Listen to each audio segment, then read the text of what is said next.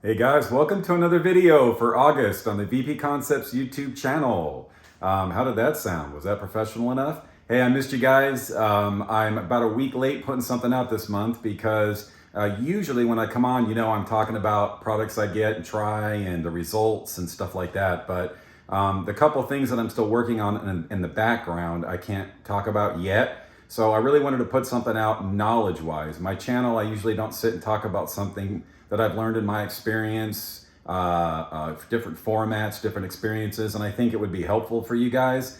And a fun topic that I've always wanted to share, because I do believe at this point, I'm at the level where we can talk about high-end vinyl reproduction, high-end cassette, and also, high-end digital as far as my CD player and my streamer. So what I wanted to do today is share with you guys, what format is better?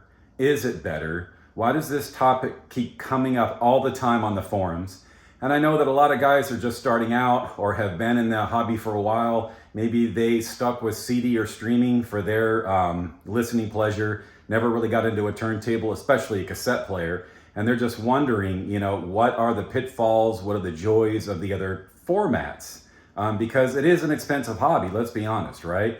All hobbies can be expensive, whether you're playing sports or owning a boat or going fishing, everything has expense, and our hobby is no different. However, in my opinion, the investment that I've made in my system gives me hours and hours or years and years of return on that investment. Emotional dollars you cannot quantify, in my opinion. And that's what my music does for me. So what we're going to do today is we're going to talk about the formats and what I find is better or not better, okay? So we're going to start with vinyl. And I'm starting with this because it kind of seems to be the trend right now, right? Vinyl. So one thing that I'll tell you sound-wise is that analog production, I'll just be honest with you, in my opinion, at my level with my gear and what I've heard in the 3 stores I've worked at in the past, vinyl has probably the best overall sound to convenience to performance. And the reason I say that is that, CD, as good as my rig is, when I put on a vinyl or a cassette, it just, the notes just aren't as heavy in the room, as rounded, the performers, the separation, everything is just so organic and real. And yeah, whatever, I know some people don't like the word organic, but it's very lifelike, tangible, chills on your neck when you're over at the kitchen, cutting vegetables for your salad and you're listening to your music and a note hits and you just stare because it's like, damn, swore that was in the room, right? It makes you do a double take. I get more of that, much more of that with vinyl and with cassette, okay? So vinyl, I think, as far as performance, now, the soundstage width, soundstage depth, the overall SPL filling the room, right? Pressurizing the room. I think that vinyl can't compete with CD in that area. However, it is extremely good. Okay. And on the lifelike sound, it can't quite beat cassette. But again, it has better soundstage width, openness, pressurizing of the room, the decibels, everything's just higher and better with vinyl compared to the cassette. I'm bouncing back and forth between those because, they're both analog formats and they're both very popular right now. So for vinyl, for me, I love the fact that it's not that much maintenance. Well, I take that back. Vinyl probably has the most maintenance, okay? Because when you go through the process, when you get the vinyl, what are you gonna do? You're gonna clean it, all right? And then you're going to, put it on a record machine or do whatever. So there's some time there. Then every time you put it on the platter, you're gonna treat it with anti-static, you're gonna treat the stylus, you're gonna use your turntable brush. It's a whole process, right? And so each time you do that, that takes time. And then you're gonna flip to the next side, when it's finished. So maintenance-wise, activity-wise, interaction with the media-wise, it's gonna be the most, right? The most work.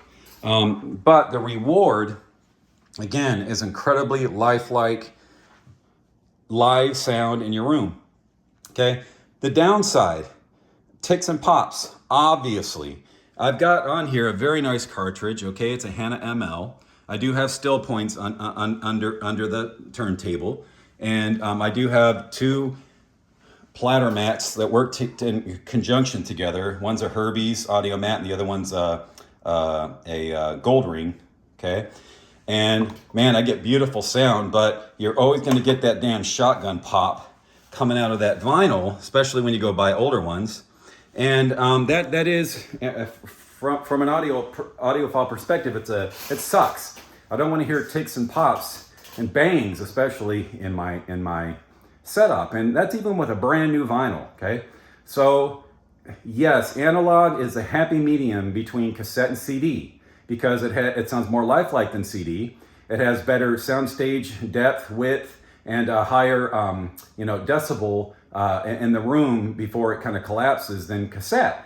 However, you get ticks and pops. So it's one of the best sounding. Is it the best? No.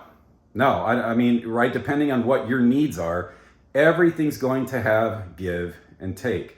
So what is that called? The law of equal exchange. For everything good, there's going to be something bad. That's just the way it seems to be, okay? But I love my vinyl. I have probably about 180 of them right now. And I know a lot of you guys have rooms full of this, and you're more qualified than me at talking about, old vinyl and how it was pressed compared to new vinyl. But I do find that like a lot of my older stuff like Supertramp and Fleetwood Mac, they play flawless, and they're from the 70s. They haven't worn down at all. They sound like they're brand new. They sound better than new vinyl. So I love my vinyl setup, and despite the physical media needing to be treated and upkept and prepped before each play, for me, that's part of the fun, right? That's part of the interaction with the media. So that's why I would say that vinyl is in my setup, and I've spent a lot of money on it, and I really enjoy it. Okay, cassette. Let's talk about cassette. Okay, cassette. One thing I did find, guys, right away, in my opinion, is that you want to stay away from factory cassettes. Boy, do they suck. Okay, you want to record your own. And what I found is recording from my Electric Company player. This is a $6,000 player with a $4,000 DAC. You put in something like an XRCD, even an SACD. Even though this isn't an SACD player, the DSD layer is very good compared to Redbook. There's HMC, what is it? HMCD, my Japanese pressings. There's so many different versions of the CD that I can record onto cassette, and it really, really does make a difference. Okay, so what do I like and dislike about cassette? Is it the best audio format? For live sound in the house, it destroys everything. Vinyl, CD, and I say that not exaggeratingly. When I first recorded a quality a CD calibrated on the Nakamichi, it blew me away. I just sat there going, oh my God, like that performance, the weight, the vocals, the sound. Now again, somebody who has $50,000 speakers and a $14,000 CD player and a $100,000 turntable, maybe that does sound better than cassette. But for what I'm experiencing in my journey with the equipment I've tested and measured, right now I find myself going to my cassettes immediately before my vinyl or my CD. It's super convenient. You pop it in, hit play. Okay, there's no prepping the surface or the media before you play it. You don't need to treat it with any kind of CD enhancer or anything that makes the format sound better. You just pop in the cassette and you play it, okay? The maintenance time is very minimal. About every 10 to 11 hours, I take my contact cleaner out. I take a styrofoam sponge, Q-tip that's foam, and I dip it in there and I just treat the play heads, the record heads and everything like that, and the capstans and stuff.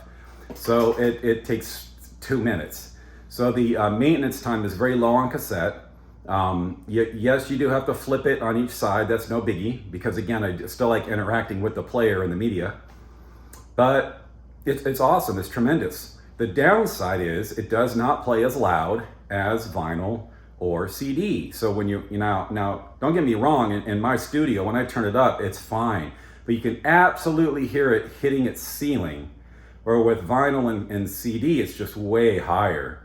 So that's the only thing that I would say is a downside. Also, the sound stage width is not as wide as my vinyl or my CD. However, it is deeper.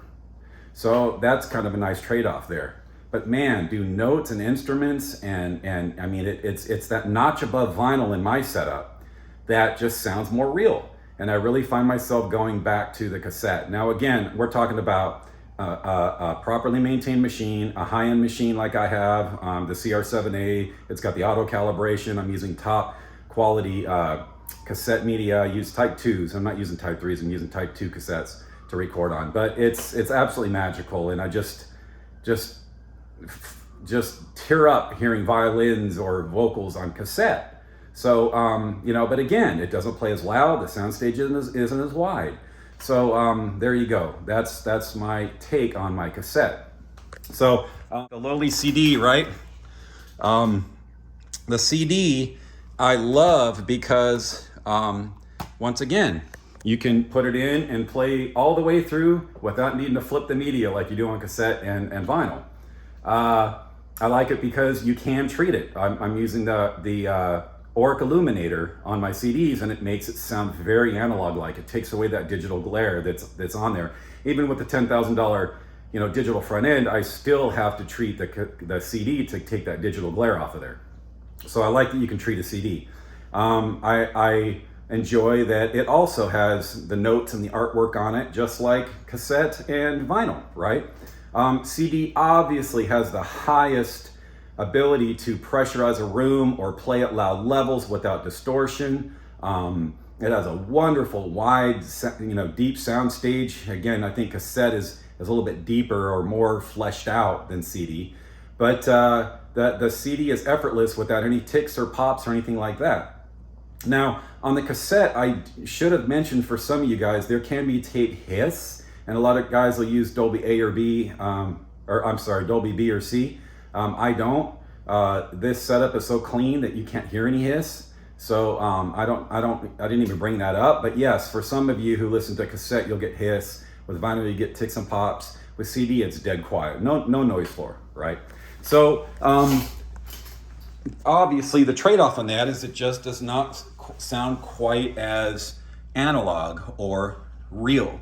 So there's less times during the performance where I'll just sit there and tear up with that realism and that beautiful instrument playing in the room.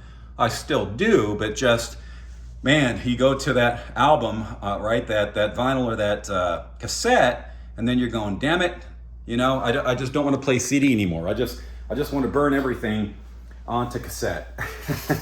So every format is better in its own right, whether it's convenience, lower maintenance, better imaging, soundstage, realism. They all have their trade-offs, and that's why I enjoy this so much, because I really wanted to be able to have the ability to play any format I wanted. And the last but not least, and I can't show a picture of this because it's streaming, but what about streaming? This is the latest addition to my setup that I did. I did put a synergistic orange fuse in here. I did upgrade to the Kimber Cable Palladium power cord.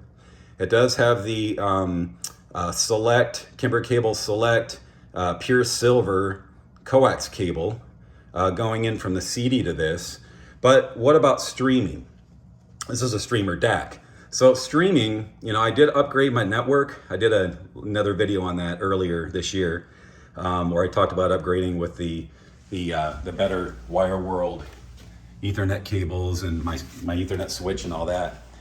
But the good thing about streaming is that, man, it's so damn convenient. When it's after 11 o'clock at night and I want to turn on my headphone rig, I'll just pop this baby on, put in my headphones, either my Sennheisers or my Audizies, and I'll get rocking, right? And I just hit my deep house trance playlist, and I can listen for 4 hours, and it's just beautiful. So the convenience is obviously there. no media to clean, nothing to flip over or hit play or stop on, no ticks or pops, no hiss. It's so clean and convenient. However, if I A/B a song between my streamer and my CD player, the CD player will edge it out. So it is straight up convenience, playing after hours. It sounds freaking amazing, but when you put it up against a $6,000 CD player, that's going to win a little bit over a network streaming title, right? So I have all four. We've got vinyl now, we have cassette, we have streaming, we have CD, and I have my OTL headphone amp listening for at night to any of these formats. So that is my quick overview with you guys on what I have learned and not learned about the different medias, and not one of them is better. They all do something better than the other. Some of them also are a compromise at the maintenance and upkeep to get that quality sound. So it's really going to be up to you guys on what you want to invest in. Streamer, CD, cassette, vinyl. They all have their own entry points, and they go up to frickin' infinity and beyond, right? With cost and what you can get. But at this point in my hobby, I think I'm qualified enough to share what I do and don't like between the formats, and that none of them is better than the other in every category. They all shine in their own way.